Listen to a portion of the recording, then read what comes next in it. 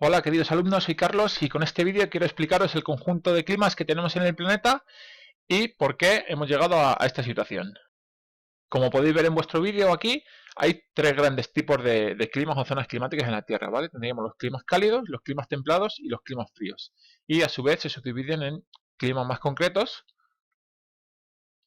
como podéis ver aquí o en vuestro libro, ¿vale? En cuanto a climas cálidos, fundamentalmente tres: el ecuatorial, el tropical y el desértico; climas templados, el oceánico, el continental y el mediterráneo; y climas fríos, el polar y el de alta montaña, que iremos describiendo luego. Bien, pero para empezar, ¿qué es un clima? Bueno, tenemos dos conceptos: uno es el de clima y otro es el de tiempo. El de tiempo es el estado de la atmósfera en un momento concreto y en un lugar determinado. Por ejemplo, el tiempo de hoy puede ser soleado, o el tiempo de hoy puede ser lluvioso, frío, cálido, etcétera, ¿vale? Y esto lo estudia la meteorología. Y por otro lado tenemos el clima, que es la sucesión de tipos de tiempo, ¿vale? El clima de Segovia, pues por lo general es un clima seco en verano y frío y seco en invierno. Es importante que tengáis la diferencia entre el tiempo, que es algo de hoy, de un momento, y el clima, que es algo a largo plazo, que por lo general la Organización Meteorológica Mundial establece 30 años como mínimo de sucesión de tipos de tiempo para establecer el clima de un lugar. Bueno, como ya he dicho al principio, había tres tipos de zonas climáticas: la zona cálida, en torno al Ecuador; la zona templada, en torno a los trópicos y un poco más alejada; y la zona fría, en torno a los polos. ¿Por qué esto es así? Pues fundamentalmente por el sol. Los rayos de sol pegan de manera perpendicular en la zona ecuatorial y calientan bastante, y sin embargo pegan muy de refilón cuanto más nos acercamos a los polos, y al pegar tan de refilón apenas calientan. Por lo tanto, estas zonas son más frías y las zonas centrales son cálidas, y entre medias pues las templadas. De este gráfico quedaros con estos círculos que se le llama células y nos muestran cómo circula el aire en la atmósfera. ¿Por qué tienen esta configuración? Pues por la energía solar que hemos visto anteriormente. En la zona ecuatorial da mucho el sol y el aire se calienta mucho. ¿Qué pasa cuando el aire se calienta? Pues que sube para arriba, como veis con esta flecha, y como podéis ver, por ejemplo, cuando vais en la carretera en verano, que parece que hay unos espejismos que sube el aire para arriba. Una vez que este aire sube, pues se crea un efecto dominó. ¿Qué pasa con el hueco que deja el aire que sube? Es ocupado por aire que viene de aquí, ¿vale? ¿Y qué pasa con el aire que viene de aquí, que deja un hueco? Es ocupado por aire que viene de arriba. Y se crea así una célula, que es una corriente que está continuamente circulando. El aire en la zona tropical, en torno a los 30 grados, desciende con fuerza para circular hacia el ecuador y volver a subir.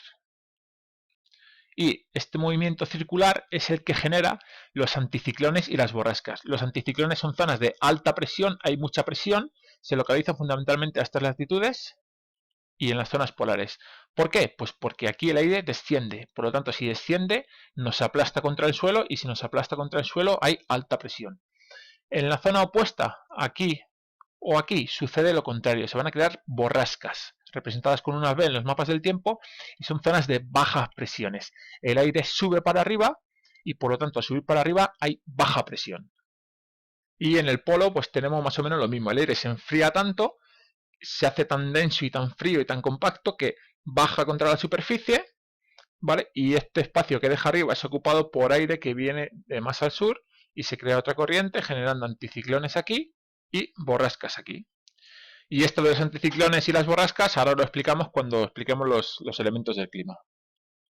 El clima tiene fundamentalmente tres elementos: la temperatura, todo el mundo estamos todo el día con la temperatura a vueltas, que frío, que calor; las precipitaciones, que están relacionadas con la humedad atmosférica; y los vientos, que están relacionados con la presión atmosférica, ¿vale? Y estos tres elementos, temperatura, precipitaciones, presión, dependen de una serie de factores, como pueden ser la latitud, o cercanía o lejanía al ecuador; la cantidad de sol que recibe una zona; lo cerca o lejos que esté del mar; la altitud de un lugar; o la orientación. Y todo esto lo vamos a ir viendo ahora, elemento a elemento, y cómo incide cada factor en él. El primer elemento es la temperatura, que se define como la cantidad de calor que contiene el aire. Se mide con el termómetro, como todos sabéis, hay varios tipos de termómetro. Se puede medir en grados centígrados, que es nuestra escala, o en Fahrenheit, como los americanos. Y para estudiar el clima, pues se estudian varios tipos de temperaturas, máximas, mínimas, y se hacen estadísticas tanto diarias como mensuales, etcétera. A rasgos generales, la temperatura de un lugar depende de cuatro factores, aunque hay algunos otros. Por ejemplo, la altitud. La temperatura disminuye del ecuador a los polos. El ecuador, en teoría, es lo más cálido y cuanto más nos alejamos hacia los polos, más fría la temperatura. También depende de la altitud. Por valor promedio en el planeta, cada 100 metros que ascendemos la temperatura baja 0,6 grados centígrados. Entonces, en una situación hipotética a nivel del mar con 26 grados, según vamos subiendo, la temperatura va bajando, va bajando, va bajando. Y este es el valor promedio a nivel mundial, aunque a veces es un poco más y a veces un poco menos. También influye mucho la distancia al mar. El agua es un elemento que se enfría, como podéis comprobar, por ejemplo, en la piscina. En verano os tiráis por el día a la piscina y el agua está a 25 grados, mientras que fuera hace 40. Y por la noche os volvéis a tirar y el agua sigue estando a 23 grados y fuera hace 15 grados a lo mejor. Entonces esto, la implicación que tiene es que cuanto más cerca estamos del mar, más importancia va a tener la temperatura del agua, que nos va a calentar el aire. Entonces, cuanto más cerca del mar, más suaves son las temperaturas. Cuanto más nos metemos hacia el interior, más extremas. Cuanto más al interior, mucho más calor cogeríamos durante el día y mucho más frío perderíamos durante la noche. Y ligado a esto está el factor de las corrientes marinas. El mar es una cinta transportadora de agua. Entonces, transporta masas de agua que llevan su temperatura a otros lugares. Por ejemplo, la corriente del Pacífico Sur. Pues es un agua que está bastante fría, cerca del círculo polar, y empieza a subir hacia el norte cuando toca las costas del Perú. ¿Qué pasa en las costas del Perú? Pues que es una zona bastante fría, porque viene agua fría del sur, de cerca del Polo Sur, y enfría toda la costa. Y también habría otra serie de factores menores que no están aquí puestos, como por ejemplo la naturaleza desde la superficie. No es lo mismo el asfalto, que se calienta muchísimo, que el césped, que en una zona verde, pues por mucho que dé el sol no vamos a coger tantísimo calor como en una zona negra de asfalto. El siguiente elemento del clima sería la precipitación y la humedad, que están íntimamente relacionados. Aquí tienen la definición. La humedad es la cantidad de vapor de agua disuelto que contiene el aire. Cuanto mayor es la temperatura, mayor capacidad de evaporar y por lo tanto mayor vapor de agua disponible en la atmósfera para llover si es que toca llover. Y el segundo concepto sería el de precipitación, que la precipitación, como veis aquí, es la cantidad de agua que precipita, que cae sobre la superficie. Puede ser en forma líquida, como en la lluvia, o en forma sólida, como en la nieve o el granizo, que es hielo. Y se mide con un pluviómetro. La cantidad de precipitación con el pluviómetro y la cantidad de humedad se mide con un higrómetro. ¿Vale? Si a veces os resulta que estáis en la playa y el pelo se os queda así como rizado, un poco raro, pues eso es por la humedad. Hay higrómetros que funcionan con pelos, con cabellos. El pelo reacciona muy sensible a las diferencias de humedad y hay higrómetros que nos miden esta cantidad de humedad gracias a cómo se comportan los cabellos. La precipitación depende también de una serie de factores. Bueno, en primer lugar la latitud. Las zonas ecuatoriales por lo general son las que más llueve porque son donde más calor hay, donde más se evapora y por tanto donde más llueve. La altitud también influye en las precipitaciones. Vemos aquí algunas cadenas montañosas como las Rocosas, los Andes, los Alpes, los Himalaya, que son zonas que tienen una precipitación mayor que las áreas que las rodean. ¿Vale? En principio, a medida que aumentamos en altitud, las precipitaciones suelen ser más elevadas. Otro factor que influye en las precipitaciones es la distancia al mar. Las zonas costeras, al haber mayor disponibilidad de agua, en principio son más húmedas que las zonas de interior. ¿Vale? Esto lo vemos bastante bien en la península ibérica. Y otro factor que podemos citar es la orografía. Veis aquí algunas bandas en las que no llueve nada, por ejemplo. Esto es la zona del Valle de la Muerte, donde, prisionado entre dos cordilleras montañosas, apenas pueden penetrar los frentes nubosos. ¿Cómo se produce la precipitación? ¿Por qué llueve? El proceso es muy sencillo.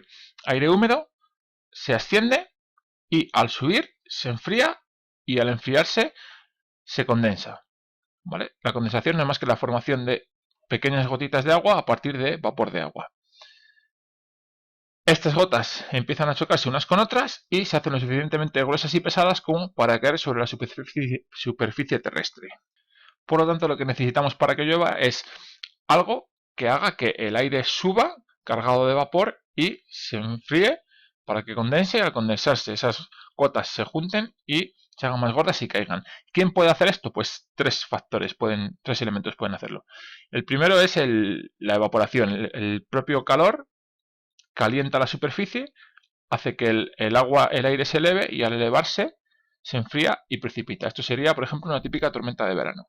El suelo se calienta, se evapora el agua, sube, las gotas se condensan, se chocan unas con otras y cuando son lo suficientemente grandes caen. El segundo factor podría ser una montaña. Aire que viene empujado aquí, como habéis visto en las células del principio, por ejemplo, choca contra la montaña, se ve obligado a subir. En el momento en el que sube se enfría, en el momento en el que se enfría se condensa y en el momento en el que se condensa precipita. Y el último serían por el choque de dos masas de aire. Esto es lo que se llama un frente. Aquí tenemos un frente cálido en el que una masa de aire frío está haciendo de tapón y la masa de aire cálido ha chocado contra esa masa de aire frío, no puede pasar por otro sitio sino que por arriba, y al subir por arriba se enfría, condensa y precipita. Así que estos son los tres fenómenos que por norma general producen lluvia. El siguiente elemento del clima es la presión atmosférica. La presión es el peso que ejerce el aire sobre un lugar concreto de la superficie terrestre. Se mide con un aparato que es el barómetro, aunque ahora hay barómetros mucho más sofisticados que hasta en el reloj o en el móvil nos cabe un barómetro. Bueno, ¿qué podemos citar sobre la presión? La presión, tenemos zonas de alta presión, como es un anticiclón, en las que el aire generalmente frío pesa mucho y baja hacia abajo. Esto nos trae tiempo seco y estable. Y zonas de borrasca en las que el aire cálido tiende a subir para arriba, lo que nos trae tiempo lluvioso. ¿Por qué? Pues por lo que hemos dicho antes. Si el aire tiende a subir, al subir se enfriará y al enfriarse condensará y precipitará.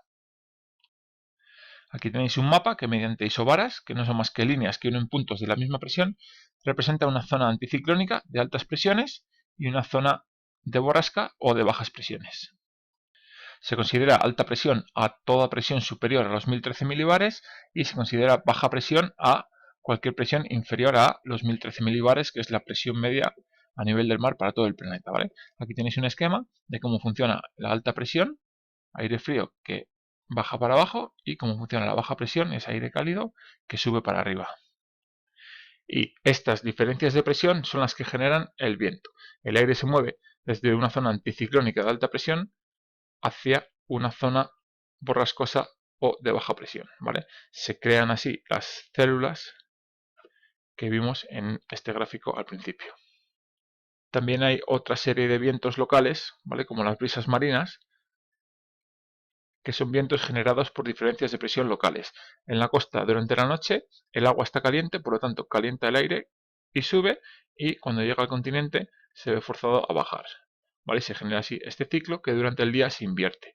Lo que está más caliente durante el día es la superficie terrestre, porque la da el sol, se genera un ascenso del aire y para compensarlo una bajada o una alta presión sobre el mar. Así que en resumen, a nivel mundial tendríamos tres tipos de vientos. Unos vientos constantes, ¿vale? Que responden a la circulación general atmosférica y que están señalados con estas flechas. Como norma general, los vientos soplan en esta dirección a estas latitudes y en esta dirección a estas latitudes más bajas. Una serie de vientos estacionales, como puedan ser los monzones, que en invierno soplan del interior del continente frío y anticiclónico hacia las costas del sureste asiático, más cálido y con más borrascas, y que en verano se invierten. En verano lo que está más caliente es el continente, genera la borrasca y el viento toma la dirección contraria, aportando muchísima humedad a todo el sureste asiático.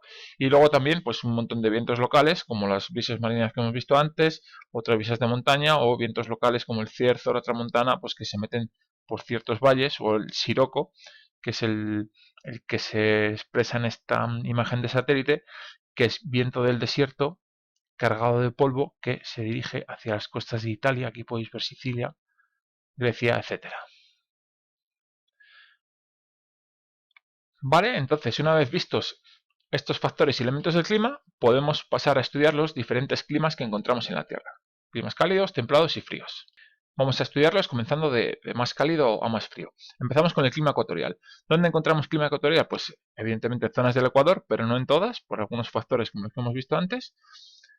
¿Vale? Principalmente en América Central, la cuenca del Congo, sudeste asiático. ¿Y por qué se caracteriza el clima ecuatorial? Pues se caracteriza por unas temperaturas que son elevadas durante todo el año, ¿vale? Todo el año están a unos 25 grados y por unas precipitaciones abundantes y regulares, es decir, todo el año está lloviendo. Siempre que veáis un clima con la barra de las temperaturas horizontal, solo puede ser un clima ecuatorial.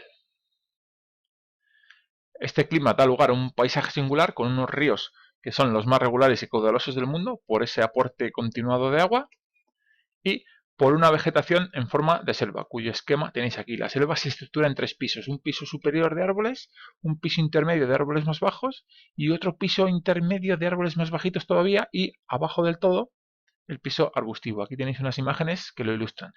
Y es en estas zonas de clima ecuatorial donde encontramos la mayor concentración de especies por kilómetro cuadrado, ¿vale? Hasta más de 1000 especies distintas, ¿vale? De anfibios, aves, insectos por kilómetro cuadrado. Son zonas que están prácticamente deshabitadas en África y en Asia, en África y en América, pero que en Asia, gracias al cultivo en terrazas del arroz y de varias cosechas al año, pues son zonas superpobladas. El segundo clima que vamos a estudiar es el clima tropical. Como veis en el mapa, se sitúa rodeando a las zonas de clima ecuatorial que vimos antes.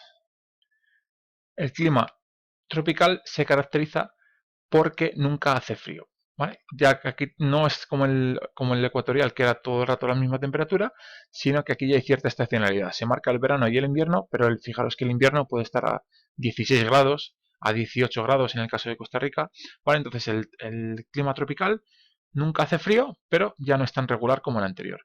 La regularidad la vemos tanto en las precipitaciones como en las temperaturas. Las precipitaciones ya son más escasas que en el anterior y la estación seca es mucho más larga cuanto más nos alejamos del Ecuador. En el caso de San José, la estación seca son 1, 2 y 3 meses y en el caso de Monterrey 1, 2, 3, 4, 5 y 6 meses en los que la curva de las lluvias está por debajo de las temperaturas, que es lo que nos marca la estación seca. Al tener una estación seca, los ríos de este clima ya son más irregulares, con sus supercrecidas y sus temporadas bastante secas. Y la vegetación también varía mucho. En las zonas más húmedas tenemos una zona de sabana, incluso bastante más arbolada, casi llega a ser selvática, en las zonas de transición, y en las zonas más secas, más hacia el desierto, pues tenemos una estepa.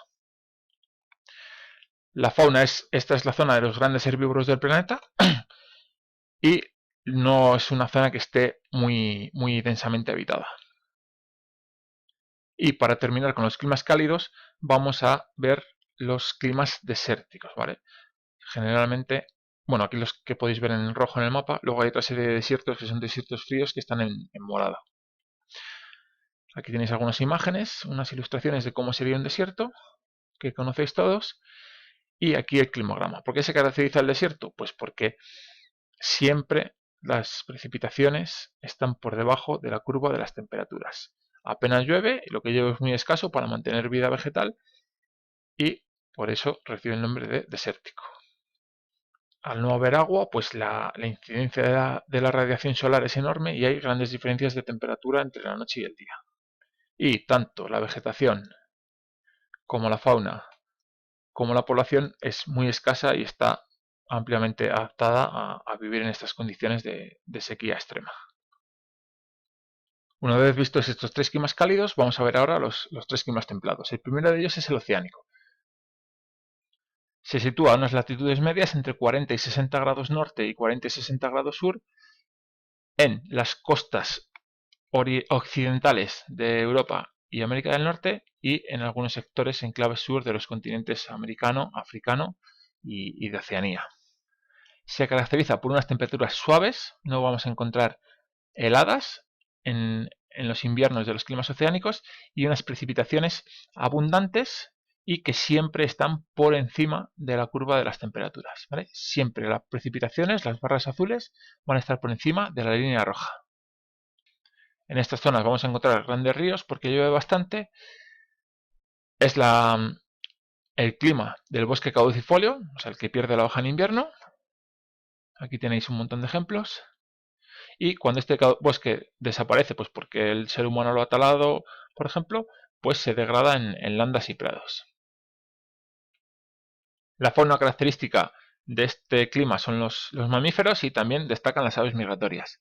Y la población, pues en Europa es una zona bastante habitada desde los últimos 3000 años y en el resto pues no son zonas tan pobladas. Vale, el segundo clima templado que estudiamos es el clima continental. Tiene una distribución enorme en el hemisferio norte, pero apenas lo vamos a encontrar en pequeñísimos enclaves del hemisferio sur.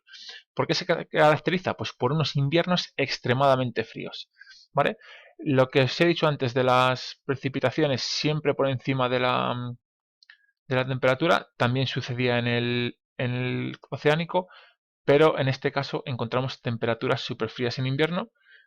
Por lo tanto, estas precipitaciones van a ser casi siempre en forma de nieve y esto por debajo del cero es lo que le diferencia del oceánico. Esto que da lugar pues a ríos grandes cuando se producen los deshielos y ríos helados en invierno que son difíciles de utilizar como vías de comunicación. La vegetación característica es la taiga o bosque de coníferas, el bosque de pinos de Santa Claus. Cuando se degrada, pues encontramos praderas y estepas.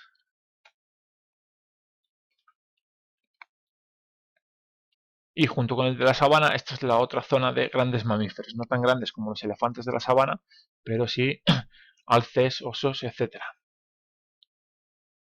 Es una zona no muy poblada, muy rica en cuanto a recursos naturales, pero no muy poblada. Y el último de los tres climas templados que vamos a ver es el clima mediterráneo. El clima mediterráneo se sitúa únicamente, lo encontramos en 5 zonas del mundo. El Mediterráneo, que es la primera, California, Chile, Ciudad del Cabo y sur de Australia. Son las 5 zonas del mundo donde se producen los mejores vinos. Características de este clima. Temperaturas suaves, tampoco vamos a encontrar aquí temperaturas bajo ceros, pero lo característico de este clima es la sequía que hay en verano. Unas precipitaciones más o menos generosas en invierno, primavera y otoño, pero un verano en el que las precipitaciones caen. Es el único clima del mundo en el que encontramos esto, que la estación seca se da en verano. Las precipitaciones en general no son muy abundantes, si sumamos todo no suelen llegar a los 1000 milímetros anuales, pero son mayores de 300, porque por debajo de 300 estaríamos hablando de un desierto. Los ríos aquí son bastante pobres, como podemos ver en Segovia, que muchos se secan en verano, y son frecuentes las lluvias torrenciales, que hay una tormenta y pasa por ahí lo que no ha pasado en 5 años. La vegetación que encontramos, pues el bosque mediterráneo. Árboles de hoja perenne, sobre todo encinas, alcornoques, quejigos, y cuando se degrada pues encontramos espartales, maquis, ¿vale? Arbustos, porque no da la lluvia para mantener un bosque potente. La fauna la conocemos todos porque es el medio en el que habitamos, ¿vale? Conejos, corzos, ciervos, aves migratorias. Y la población pues es un medio muy habitado, es un medio bastante generoso, se ha habitado desde muy antiguo y está bastante densificado. Vale, pasamos ahora a los climas fríos, que son dos, el polar y el de montaña. El polar, ¿dónde lo encontramos? Pues sobre todo en el hemisferio norte y en la Antártida, además de algunas zonas de Patagonia. Y las zonas de alta montaña, pues coincidiendo con las grandes cordilleras. Bueno, ¿qué podemos decir del clima polar? Pues temperaturas extremas. Varios meses bajo cero y únicamente en los meses de verano la temperatura puede llegar a superar los 0 grados y como hay cierto calor que permite cierta evaporación, llueve. Sin embargo, en invierno no llueve nada porque es que no hay calor para evaporar nada y por lo tanto no llueve nada. Es un medio permanentemente congelado en el que en las zonas en las que hay cierto deshielo estacional pues se establece alguna poca vegetación que recibe el nombre de tundra. Y la fauna que tenemos aquí pues son especies adaptadas al frío, pues las focas, los pingüinos, los osos, que acumulan grandes cantidades de grasa que les permiten vivir ahí en invierno. Poblamiento humano, pues escaso. Algunos poblados esquimales y algunas bases de investigación científica. Y el último medio frío que encontramos es el de alta montaña, que es un medio muy distinto, no se parecen nada a las montañas del Himalaya, con las rocosas, montañas secas, montañas húmedas, pero todas tienen algo en común, y es que las montañas van a provocar precipitaciones y van a provocar que la vegetación se establezca en pisos de vegetación. En algunos casos vamos a encontrar incluso glaciares, donde todavía quedan, por el cambio climático aún no se han derretido, y esta vegetación se va a estratificar en pisos. ¿Vale? Hay un nivel por el cual sobre él hace tanto frío que ya no encontramos ningún tipo de vegetación. La fauna que encontramos, pues fauna totalmente adaptada a estos entornos.